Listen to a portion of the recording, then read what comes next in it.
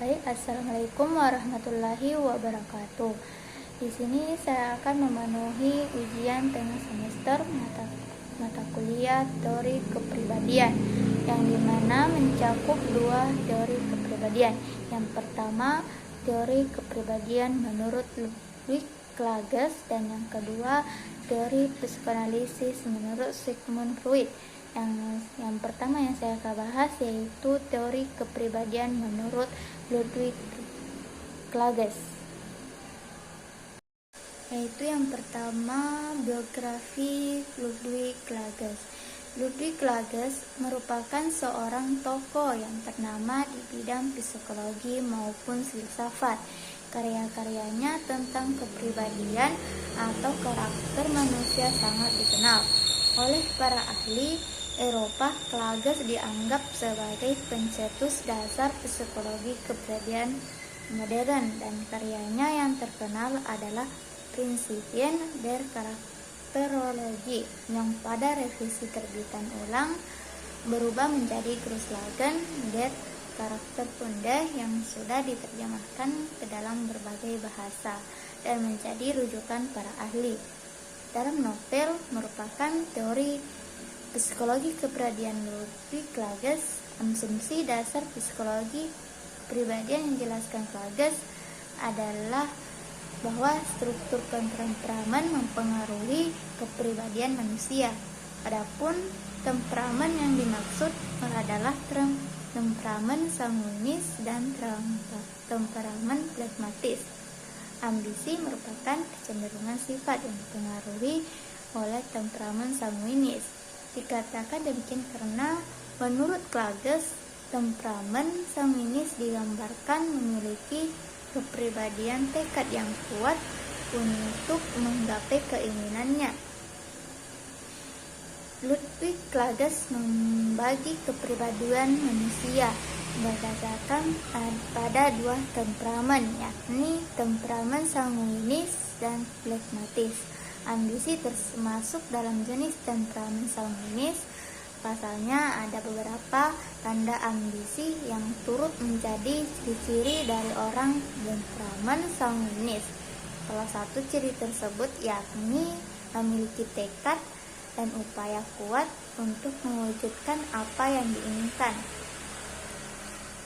Teori ini dibeda oleh psikologi sastra dengan menggunakan teori kepribadian Ludwig Klages dan teori pendukung tentang ambisi oleh Diderot. Salah satu struktur kepribadian Ludwig Klages membahas tentang temperamen sanguinis. Temperamen merupakan kekuatan dan sifat yang dimiliki manusia. Salah satu sifat turunan dari temperamen tersebut adalah ambisi. Selanjutnya yaitu konsep dasar Ludwig Klages.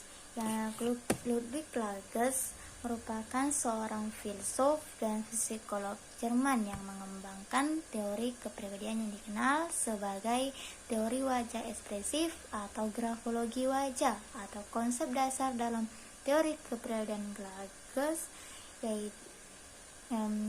yaitu antara lain yang pertama, wajah ekspresif. Klages meyakini bahwa wajah seseorang mengungkapkan bahwa aspek-aspek mendasar dari kepribadian mereka. Ia mengidentifikasi beberapa ekspresi wajah yang terkait dengan sifat-sifat kepribadian tertentu. Yang kedua, divisi diri. Klages membagi kepribadian menjadi 3 divisi diri utama, yaitu jiwa, roh, dan tubuh. Jiwa merupakan bagian yang paling dalam dan mewakili aspek emosional dan irasional. Roh merupakan bagian rasional yang menghubungkan antara jiwa dan tubuh.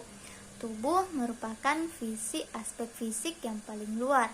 Yang ketiga, karakterologi. Klages mengembangkan teori karakterologi yang fokus pada bagaimana wajah dan gerakan tubuh mencerminkan karakter seseorang. Dia menyatakan bahwa karakterologi dapat digunakan untuk mengidentifikasi kepribadian dan sifat-sifat khusus seseorang. Yang keempat, grafologi wajah.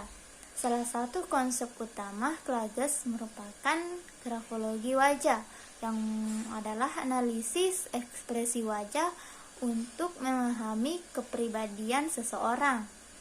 Ia menggunakan metode ini untuk mengklasifikasikan individu ke dalam berbagai tipe wajah berdasarkan ekspresi wajah mereka.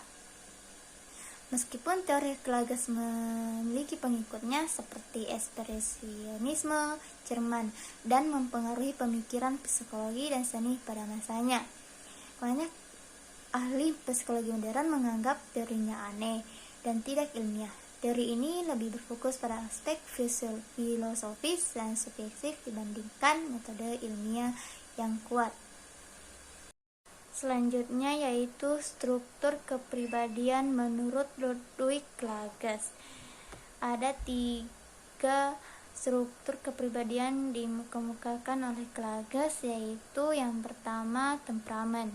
Klages melukiskan temperamen itu sebagai sifat daripada struktur. Karena itu, perbedaan temperamen itu juga berakar pada perimbangan antara dua kekuatan itu. Apa yang terdapat dalam pengalaman? Orang-orang yang biasanya disebut sanguinis menunjukkan sifat-sifat yang tak dikenal lelah dengan kuatnya menuju ke suatu tujuan yang disadarinya benar-benar, tetapi tidak semua orang yang sanguinis demikian sifatnya. Ada juga orang-orang sanguinis yang banyak bertingkah, mudah berubah dan mudah tertarik oleh hal-hal lain.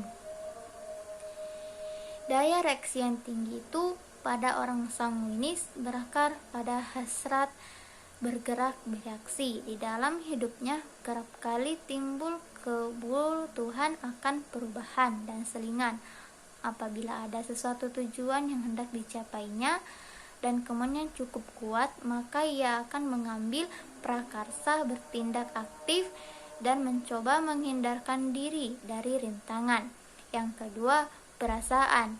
Tiap-tiap perasaan mempunyai 2 sifat pokok, yaitu yang pertama, di dalam tiap perasaan terletak kegiatan batin atau inner activity, dan yang kedua, di dalam tiap perasaan terdapat corak perasaan, yaitu taraf-taraf kejelasannya. Yang dimaksud dengan kegiatan batin ialah daya untuk membeda-bedakan keinginan-keinginan yang terkandung dalam perasaan. Menurut Klages, dalam tiap perasaan itu terkandung keinginan. Adapun keinginan itu pada pokoknya ada 2 macam, yaitu keinginan menerima dan keinginan menolak. Demikianlah misalnya, di dalam rasa benci terletak antara lain keinginan menghancurkan. Di dalam penghinaan terletak keinginan untuk meniadakan penghargaan. Di dalam rasa cinta terletak keinginan berkorban. Di dalam rasa takjub terdapat keinginan untuk menghormati dan sebagainya. Dan yang ketiga, daya ekspresi. Manusia mempunyai dorongan-dorongan nafsu. Dorongan nafsu itu merupakan proses jiwa. Dorongan-dorongan itu baru dapat disaksikan kalau telah menampakkan diri dalam proses-proses jasmania, seperti misalnya proses detik jantung, perubahan pernafasan, dan sebagainya. Pernyataan proses-proses kejiwaan itu disebut secara teknis ekspresi. Selanjutnya yaitu kepribadian sehat dan tidak sehat menurut Ludwig Klages. Yaitu yang pertama, kepribadian sehat ada 3 macam. Yang pertama yaitu kepribadian sehat merupakan kepribadian yang selaras dengan alam dan keadaan alamiah manusia. Yang kedua, ini mencakup sifat-sifat seperti kreativitas, ekspresi diri yang kuat, dan keseimbangan emosi. Yang ketiga, individu dengan kepribadian sehat cenderung memiliki hubungan yang baik dengan lingkungannya, dan mampu mengatasi tantangan kehidupan. Yang kedua, kepribadian tidak sehat. Ada 3 macam, yaitu yang pertama, kepribadian tidak sehat merupakan kepribadian yang berada dalam keutuhan dan konflik dengan alam dan diri sendiri.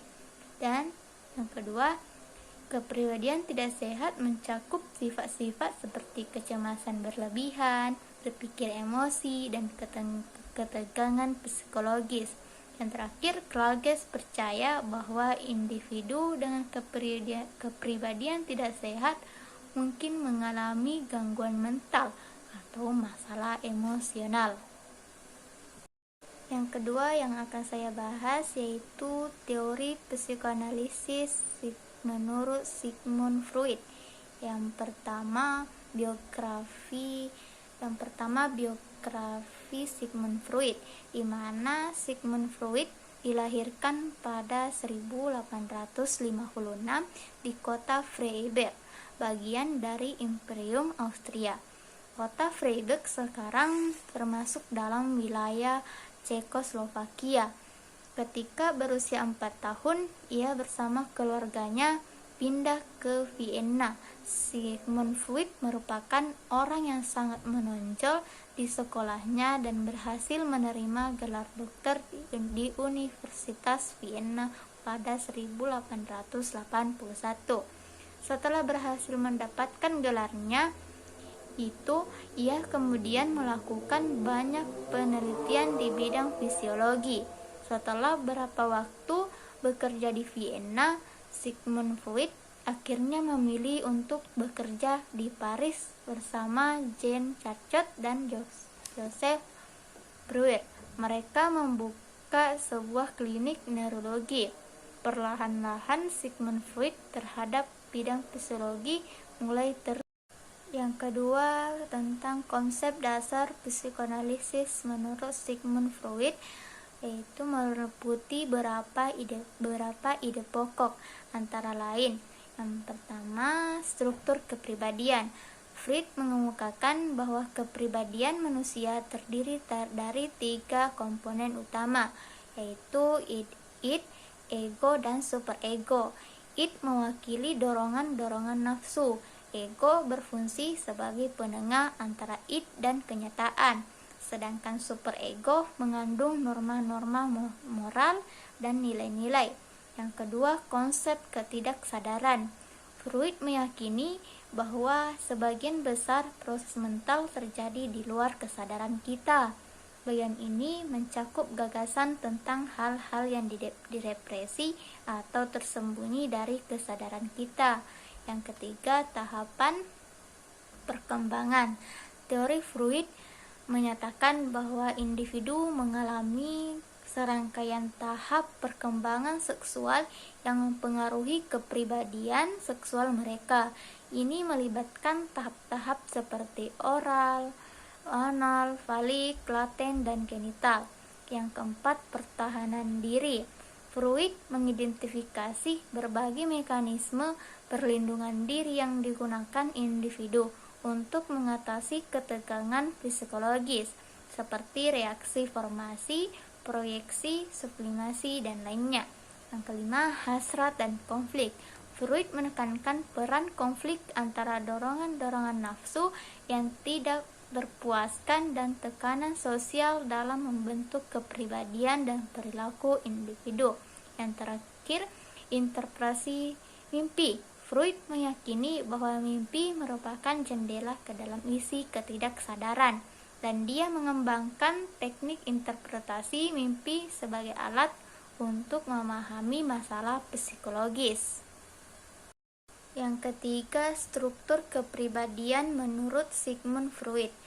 Menurut Freud, ada 3 komponen yang membentuk kepribadian seseorang, yaitu id, ego, dan superego. Interaksi dan konflik antara 3 komponen tersebutlah yang menciptakan kepribadian seseorang. Ego adalah keadaan sadar, id adalah ketidaksadaran, dan superego merupakan kerangka moral atau etika yang mengatur bagaimana ego beroperasi. Sementara itu, superego beroperasi sebagai kesadaran moral, dan ego adalah bagian realistis yang memediasi antara keinginan dari id dan superego. Yang pertama yaitu id. Id merupakan komponen kepribadian primitif dan naluriah. Id adalah bagian dari ketidaksadaran yang berisi semua dorongan dan impuls, termasuk apa yang disebut libido, sejenis energi seksual umum yang digunakan untuk segala sesuatu, mulai dari naluri bertahan hidup hingga apresiasi seni.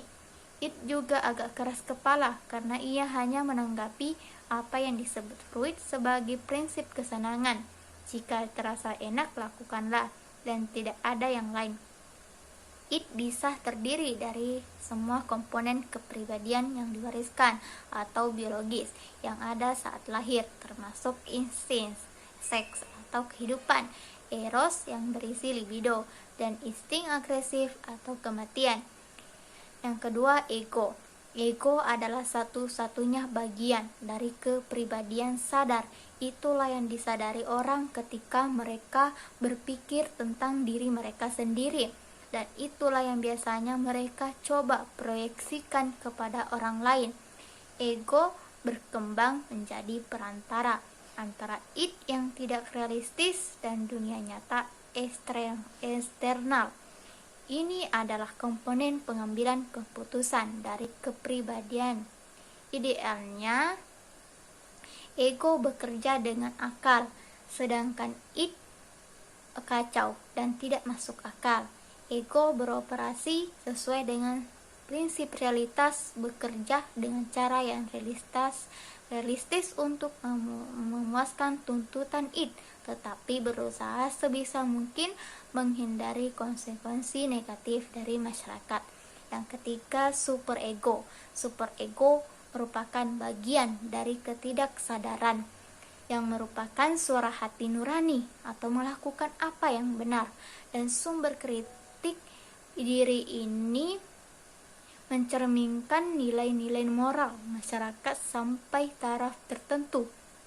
Seseorang terkadang sadar akan moralitas dan etikanya sendiri, tetapi superego berisi sejumlah besar kode atau larangan yang dikeluarkan sebagian besar secara tidak sadar. Fungsi superego adalah untuk mengontrol impuls id, terutama yang dilarang oleh masyarakat, seperti seks dan agresi. Ini juga berfungsi untuk membujuk ego untuk beralih ke tujuan moralistik daripada hanya realistis dan berjuang untuk kesempurnaan. Terakhir yaitu kepribadian sehat dan yang kepribadian tidak sehat menurut Sigmund Freud. Dalam pandangan Sigmund Freud, kepribadian sehat dan tidak sehat dapat dijelaskan sebagai berikut. Yang pertama, kepribadian sehat, yang pertama, ego yang kuat. Individu dengan kepribadian sehat memiliki ego yang kuat dan mampu menjalankan fungsi-fungsi ego dengan baik. Mereka dapat menyeimbangkan kebutuhan dasar atau id dengan nilai-nilai sosial atau superego tanpa mengalami konflik yang parah. Yang kedua, kemampuan penyesuaian. Orang yang memiliki kepribadian sehat dapat menyesuaikan diri dengan berbagai situasi dan mampu mengatasi konflik internal tanpa mengalami kecemasan berlebihan atau gangguan mental.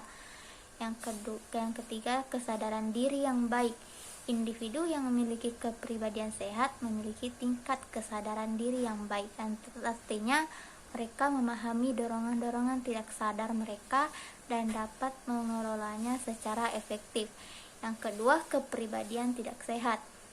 Yang pertama, kecenderungan ke id yang kuat. Kepribadian yang tidak sehat mungkin cenderung dipengaruhi oleh dorongan-dorongan tidak sadar, id yang tidak terkendali. Hal ini dapat mengarah kepada perilaku impulsif, nafsu, dan kurangnya pengendalian diri. Yang kedua, konflik antara id dan superego. Kepribadian tidak sehat dapat mengalami konflik yang parah antara dorongan-dorongan tidak sadar dan norma nilai sosial atau superego. Hal ini bisa menimbulkan kecemasan dan ketegangan emosional. Yang terakhir, gangguan mental. Freud juga mengemukakan bahwa kepribadian tidak sehat itu dapat berkontribusi pada munculnya gangguan mental seperti neurosis dan psikosis.